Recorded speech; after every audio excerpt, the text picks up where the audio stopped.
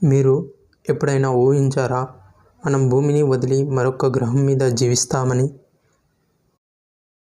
ఒకసారి ఆలోచించండి, మార్స్ పైన మనం ఉంటే ఎలా ఉంటుందని. భూమి కంటే 2 రెట్లు చిన్నదైన ఈ గ్రహం మీద మనిషి జీవించగలడా? ఆహారం, నీరు, గాలి లేకుండా సూర్యుడి కాంతి చాలా తక్కువగా ఉండే ప్రదేశంలో మనం బతికితే ఎలా ఉంటుంది? ఈరోజు వీడియోలో మనం ఒక అసాధ్యమైన దానిని ఊహించబోతున్నాం. మనుషులు మార్స్పై జీవించడం అంటే ఏమిటి? అది ఎలా సాధ్యమవుతుంది? ఏం సమస్యలు వస్తాయో ఇప్పుడు తెలుసుకుందాం. ముందుగా మార్స్ గురించి తెలుసుకుందాం. మార్స్ అనేది భూమికి 4వ గ్రహం. ఇది ఎర్రగా కనిపిస్తుండడానికి కారణం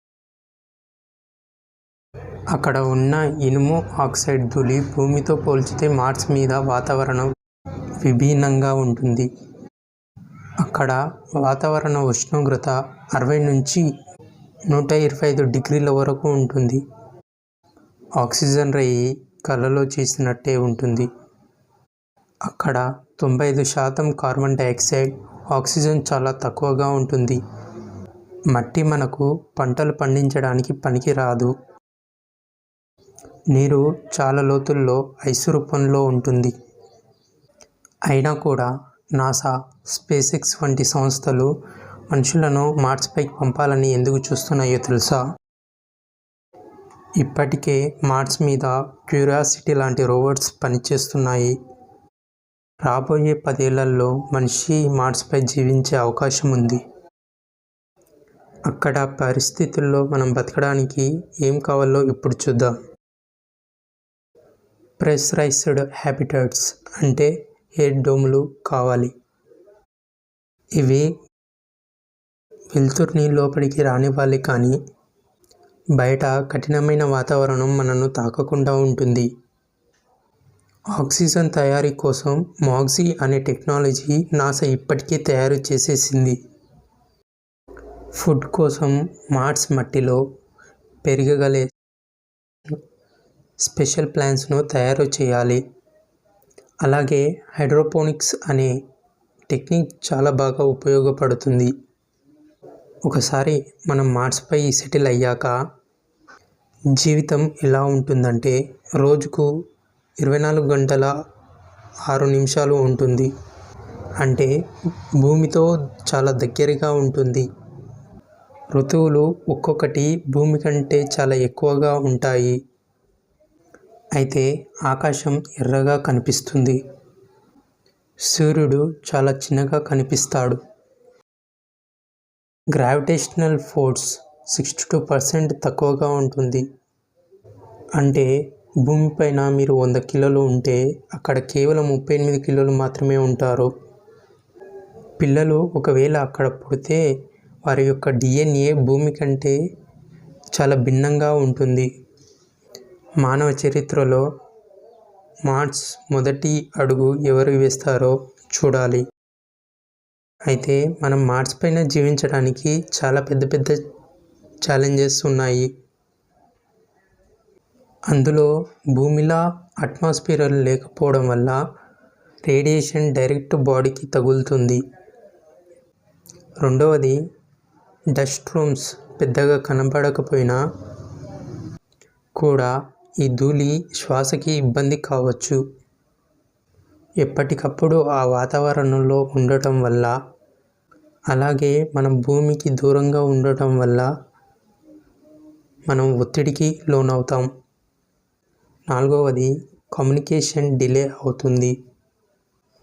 భూమి, మార్స్ మధ్య కనీసం 13 నిమిషాల డిలే అవుతుంది. దీంతో లైవ్ చాట్ అనే కాన్సెప్ట్ అక్కడ ఉండదు. ఇలాంటివి ఉన్నప్పటికీ మార్స్ మీద జీవనం సాధ్యమని సైంటిస్టులు నమ్ముతున్నారు. మీకు గుర్తు ఉందో లేదో, ఎలాన్ మస్క్ కూడా స్పష్టంగా చెప్పేశాడు, humans must become a multi planetary species అని. అంటే మనం ఒకవేళ భూమి కాలం గడిస్తే మనం వేరే ప్లానెట్ మీద స్థిరపడాలి. అందుకు మార్స్ మొదటి స్టెప్ అవుతుంది. మనిషి మార్స్ మీద అడుగు పెట్టడానికి చాలా దగ్గర సమయం ఉంటుంది. ఇప్పుడు భవిష్యత్తులో మార్స్ మీద కాలనీలు ఎలా ఉంటాయో ఇప్పుడు చూద్దాం. అలాగే మార్స్ మీదకి వెళ్ళిన మనుషులు ఎలా బతకబోతున్నారో కూడా చూద్దాం. ఒకసారి మార్స్ పైన మనిషి సెటిల్ అయితే అక్కడ కాలనీలు ఎలా కనిపిస్తాయో ఇప్పుడు చూద్దాం. గ్లాస్ డోమ్ లోపల సిలికాన్ వ్యాలీ లాగా నగరాలు ఉంటాయి. అక్కడ మనం అండర్ గ్రౌండ్ టన్నెల్స్ చేయవలసి వస్తుంది.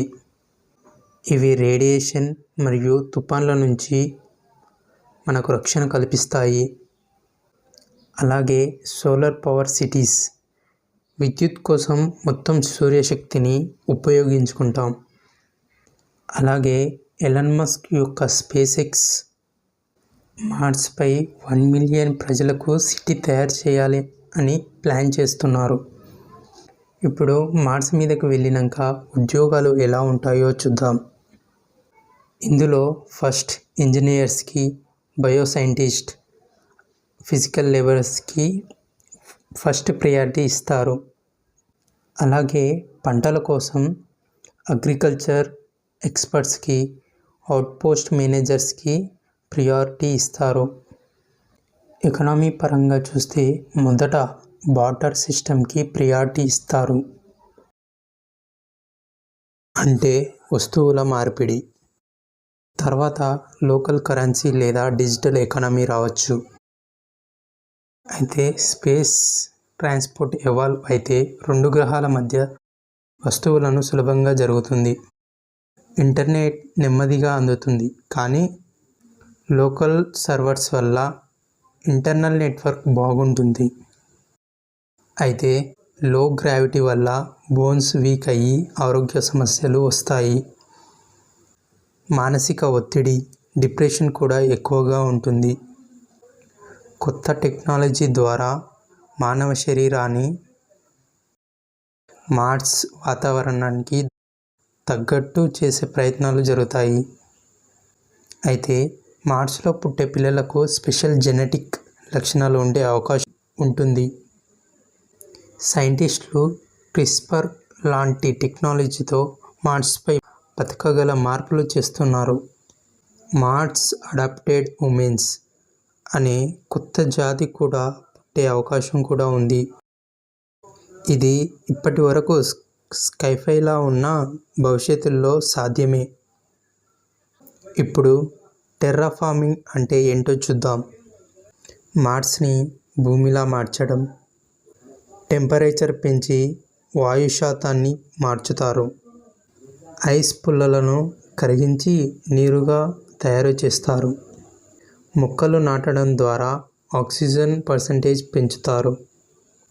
నాసా మరియు ఎలాన్ మస్క్ యొక్క స్పేస్ ఎక్స్ వంటి సంస్థలు ఈ ప్రాజెక్టు 100 నుంచి 200 ఏళ్లలో సాధ్యమవుతాయని భావిస్తున్నారు.